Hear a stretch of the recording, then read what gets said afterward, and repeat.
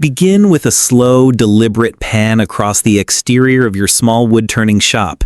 Show its rustic charm, the natural surroundings, perhaps some potted plants or a traditional element that speaks to its history. Soft ambient sounds of nature, birds chirping, distant wind chimes are ideal. Voiceover. Your voice, warm, slightly aged, full of character. In a world rushing forward, some things hold still. Some places, like this humble workshop, cling to the whispers of the past. Here, amongst the scent of aged timber and the quiet hum of the lathe, our family continues a legacy, a dance with wood that began generations ago, long before the conveniences of modern tools. Transition. Gentle fade to an interior shot, focusing on the character of the shop. Show its worn wooden beams, tools hanging on the walls, shelves filled with past creations. Emphasize the natural light filtering in. This isn't just a workshop, it's a living archive. Every scratch on the bench, every piece of sawdust on the floor tells a story. And at the heart of these stories are the tools, not factory-made but hand-forged, hand-honed, passed down through the hands of my ancestors. They are more than just instruments. They are extensions of our history, imbued with the spirit of those who shaped wood before us. Visuals. Close-ups on unique details in the shop, a faded family photo, an ancient-looking measuring tool, a piece of unfinished wood waiting for its transformation. A wider shot of the interior, showing the overall layout of your small shop, highlight the compact nature but also its efficiency. Voiceover. Our workshop isn't grand, but it's abundant in soul. It's a space where generations have learned, toiled, and found joy in this simple act of creation. From my grandparents' time to my own, and now with my children, this shop has been our family's hub. We work together, each of us finding our rhythm amidst the wood shavings and the scent of turning timber. Introducing family members, if comfortable. Briefly introduce family members who are part of the process, perhaps showing them engaged in a small task, sorting wood, sharpening a tool, sketching a design. Voiceover. My mentioned relationship, example, son, daughter, nephew, is learning the old ways, just as I did. It's a quiet education, passed not through textbooks, but through touch, through observation, and through the shared experience of bringing a piece of wood to life. We don't just teach techniques, we instill a reverence for the material and for the tools that connect us to our past. Visuals. Show different areas of the shop. The lathe, even if not currently in use, show its simplicity. The tool sharpening station, the storage area for wood. Highlight the compact nature, but also its efficiency. How do you maximize a small area? Example, vertical storage, multi-purpose workbenches. Show personal touches, drawings, small finished pieces, a kettle for tea, anything that makes the space feel lived in and loved. Voiceover. We don't need sprawling factories or endless supplies. Our resources are simple, our methods traditional, and our commitment to craftsmanship unwavering. Every piece crafted here carries not just the mark of our hands, but the spirit of this place and the legacy of our family. Shot. Begin with a close-up on one of your most ancient and cherished tools. Show its imperfections, the wear and tear, the patina of age. Voiceover. These aren't just tools. They are our ancestors' hands made manifest. This name a specific tool, example, gouge, skew chisel, has been in our family for over a century, perhaps more. Feel the balance, the weight. It's been sharpened countless times, worn down by honest work. Each knock, each burnish tells a story of countless pieces of wood it has shaped. Detailed showcase of key ancient tools. Dedicate a segment to each significant ancient tool. For each tool, visual. Close-up of the tool, show it being held, demonstrate how it's used even on a practice piece. Voiceover. History.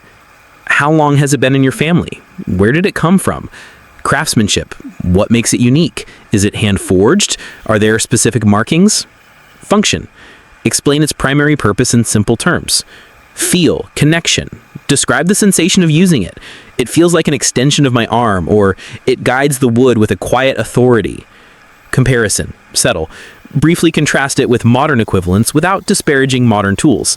The emphasis should be on the connection to the ancient tool. While modern tools offer precision, there's a certain intuition that only comes from working with something so deeply ingrained in your own history. Examples of tools to feature.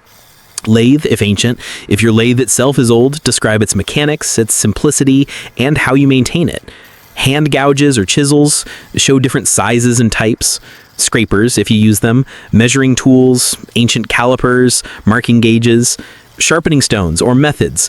Demonstrate your traditional sharpening techniques. This is crucial for showing the care and maintenance of ancient tools.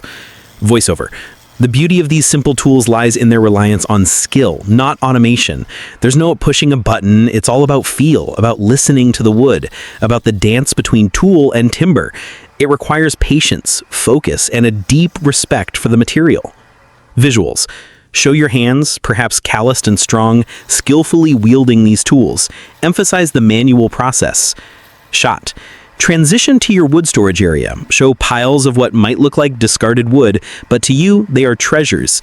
Voiceover. Our most abundant resource, and perhaps our greatest inspiration, is wood that others have forgotten. We don't buy timber from commercial yards. Instead, we seek out abandoned wood, fallen branches after a storm, discarded offcuts from construction sites, even old broken furniture. For us, there is no waste, only potential. Showcasing different types of abandoned wood. Visual. Pick up a piece of abandoned wood, show its rough exterior, its imperfections. Voiceover. This piece, for example, was part of an old fence post. Most would see it as firewood, but I see the grain, the character, the story it carries from its previous life. It's a challenge, yes, to work with irregular shapes and hidden knots, but that's where the creativity truly begins. Show various examples: a gnarled branch, a sun-blanched plank, a piece with interesting bark inclusions. The process of selection. Visual. Show yourself or a family member examining a piece of wood, tapping it, looking for signs of suitability. Voiceover. Selecting the right piece is an art in itself. You have to read the wood, feel its weight, observe its cracks, predict how it will behave on the lathe. Sometimes the wood dictates the form. We simply guide it. Highlighting imperfections as beauty. Visual. Close up on a knot, a crack, or an unusual grain pattern within a piece of wood. Voiceover. Modern wood turning often aims for flawless perfection, but we embrace the imperfections. A knot isn't a flaw, it's a beauty mark. A natural crack tells a story of the tree's life. These elements give each piece its unique character, ensuring that no two turnings are ever truly identical. Visuals. Show a collection of before and after pieces of wood. A rough log next to a beautifully turned bowl or vase made from similar material. Demonstrate the initial shaping of a rough piece on the lathe, showing how you work with its natural form. Shot. Focus on the lathe as you begin to work on a new piece of abandoned wood. Show the initial cuts, the shavings falling. Voiceover. With abandoned wood and ancient tools, our creative process is less about imposing a design and more about discovery. Each piece of wood has an inherent form waiting to be revealed. We don't force it, we listen to it. The dialogue with wood. Visual. Show your hands adjusting the tool, feeling the resistance of the wood, your eyes fixed on the turning form. It's a dialogue, really. The wood tells me where it wants to go, and the tool helps me get there. Sometimes a hidden pocket of decay or a hard knot will lead me in a different direction than I first envisioned. That's the magic, the spontaneity of creation when you embrace the natural world. Simplicity and functionality. Visual. Show a simple yet elegant piece that embodies your philosophy. Our creations are often simple in form, but rich in meaning. We aim for functionality and timeless beauty. A bowl for everyday use, a vase to hold flowers from our garden. These aren't just decorative items, they are objects meant to be lived with, to bring warmth and natural beauty into a home. The value proposition. Voiceover. In an era of mass production, there's a unique value in something crafted slowly, by hand, with tools that carry generations of stories, from wood that was once deemed worthless. It's about sustainability, about respecting resources, and about preserving a craft that connects us to our roots. And so, the cycle continues. From discarded timber, to ancient tools, to hands guided by tradition and love, we create. We honor the past, celebrate the present, and hope to inspire the future. This isn't just wood turning, it's a living art, a family's dedication, and a quiet testament to the enduring beauty of simple things. Fade out on a close-up of a turning piece on the lathe, or perhaps a cherished ancient tool, or perhaps the exterior of the shop at sunset.